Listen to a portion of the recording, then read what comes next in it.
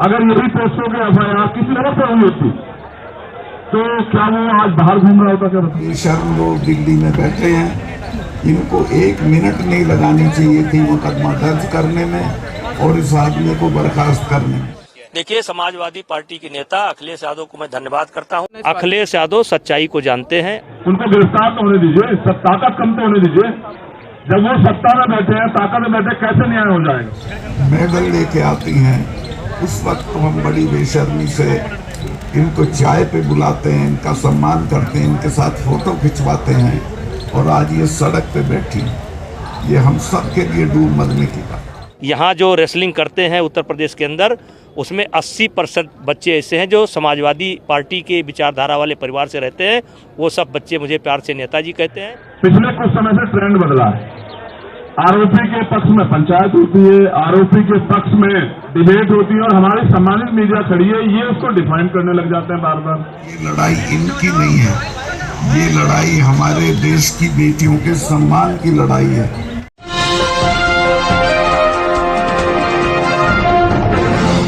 नमस्कार साथियों, मैं हूं विनीत और आप देख रहे हैं नेशनल जनमत।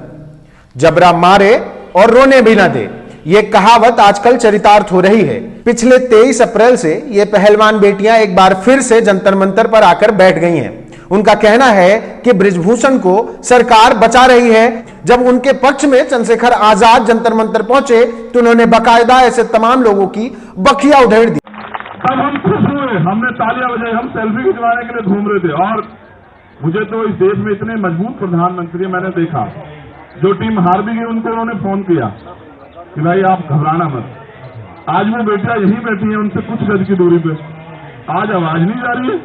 अगर ये मुकदमा किसी गरीब आदमी पे हो गया होता ना, उसके परिवार की खाल खींच के भूख भर देती पुलिस। हमने जिंदगी देखी है, यहाँ 20 साल हो गए मैं काम करते।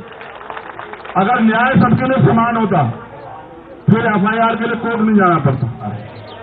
आरोपी के पक्ष में पंचायत होती है, आरोपी के पक्ष में डिबेट होती है, और हमारी सम्मानित मीडिया खड़ी है, ये उसको डिफाइन करने लग जाते हैं बार बार। देखो, भक्ति से काम नहीं चलेगा। भक्ति तो आशाराम जी की भी बहुत लोग करते थे। यहां तक कि सत्यपाल मलिक, जो कि पूर्व गवर्नर थे जम्मू कश्मीर के और इस वक्त लगातार मुखर होके मोदी सरकार के विरोध में, उनके भ्रष्टाचार के विरोध में बोल रहे हैं, वो तक उन बेटियों के पास पहुंचे।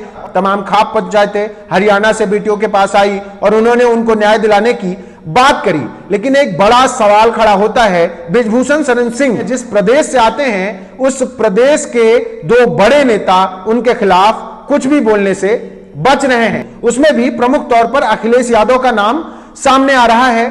अखिलेश यादव पर जब एक सवाल बृजभूषण शरण सिंह से रिपोर्टरों ने पूछा तो उन्होंने बाकायदा कह दिया कि अखिलेश जी हमको बचपन से जानते हैं और वो अच्छी तरीके से जानते हैं कि मैंने इस मामले में कुछ भी गलत नहीं किया है। वो उन्होंने मौन रह के हमारा साथ दिया है, इसके लिए उनको धन्यवाद। देखिए, समाजवादी पार्टी के नेता अखिलेश यादव को मैं धन्यवाद करता हूं। अखिलेश यादव को मैं बचपन से जानता हूं, लेकिन अखिलेश यादव को सच्चाई मालूम है, और सच्चाई इसलिए मालूम है कि उत्तर प्रदेश के अंदर अगर 10,000 लड़के पहलवानी करते हैं तो 8,000 यादव समाज से आते हैं, और उसमें ज्यादातर समाजवादी परिवार से जुड़े हैं, इसलिए उन्हें सच्चाई मालूम है। लेकिन मेरे पास एक वीडियो है, जरा गौर से देखिएगा। 2022 इलेक्शन के पहले जब अखिलेश यादव गोंडा गए थे अपने सपा के प्रत्याशी का प्रचार करने, तो वही बृजभूषण शरण सिंह के खिलाफ कुछ कह रहे हैं कि कभी कोई एक माफिया जो आज है वो दारुल सफा में गया, उसने देखा कि एक स्कूटर खड़ा है, पता लगा कि वो स्कूटर ही गायब हो गया। उसके बाद नकल का चक्कर है, सरकार बदलेगी तो ये चक्कर भी कहीं और चला जाएगा। घबरा तो नहीं जाओगे? अरे छोटे मोटे माफियाओं से घबरा जाएंगे गोंडा के लोग? नहीं, अगर हम छोटे माफिया हैं तो अगर मुकदमे को आधार बनाया जाए कि मुकदमा, तो सबसे बड़े माफिया हैं मुलायम सिंह।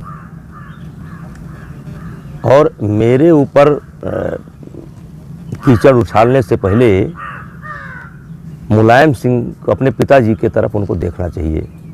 इशारों में उन्होंने बृजभूषण को छोटा मोटा माफिया तक बता दिया, यहां तक कि उन्होंने उनको स्कूटर चोर तक बता दिया है। अब आज वही अखिलेश यादव जाने किस मोह में मौन है। और सबसे बड़ी बात यह है कि जितने भी दलित पिछड़े बड़े नेता हैं यूपी और बिहार के, वो ठाकुर प्रेम में इतने ज्यादा मस्त और व्यस्त हैं कि उनको नजर नहीं आ रहा है कि वो किस तरीके के अन्याय को इग्नोर कर रहे हैं।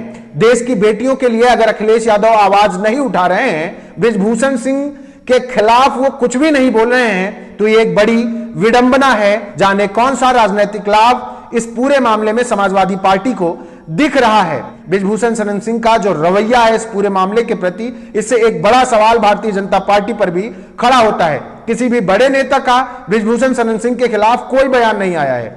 आज भी Brijbhushan wrestling federation of India के अध्यक्ष बने हुए हैं, उस पद से हटने को तैयार नहीं है और वो साफ तौर पर कहते हैं कि इस मामले से भारतीय जनता पार्टी का कोई लेना देना नहीं है। तमाम राजनेता, चाहे वो अरविंद केजरीवाल हो, चाहे प्रियंका गांधी हो, उनके साथ राजनीति कर रहे हैं, उनको असलियत का अंदाजा भी नहीं है।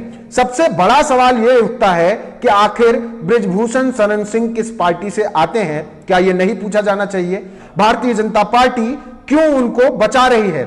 यहां तक कि योगी आदित्यनाथ भी कुछ नहीं बोलते हैं, जो कि कहते हैं कि वो उत्तर प्रदेश में जीरो टॉलरेंस की नीति पे काम कर रहे हैं, अपराधियों को मिट्टी में मिला रहे हैं। तो क्या वो ऐसे अपराधों को अपराध नहीं मानते? अनगिनत मामले हैं उत्तर प्रदेश में जहां लगातार बलात्कारियों को बचाने की कोशिश की जा रही है। यहां तक कि गुजरात में बाकायदा बिल्किस बानो के जितने भी आरोपी थे, उनके जेल से रिहा होने के बाद भारतीय जनता पार्टी उनको मंच दे रही है, फूल माला पहना के उनका सम्मान कर रही है। तो क्या यही जीरो टॉलरेंस की नीति है जिसमें माफियाओं की जाति और उनका धर्म देख के तय किया जाएगा कि उनके खिलाफ कौन सी कार्रवाई होनी है या कुछ होना ही नहीं है? यहां तक कि बलात्कार जैसे जघन्य आरोप के बाद भी भारतीय जनता पार्टी के किसी भी नेता का मुंह नहीं खुलता।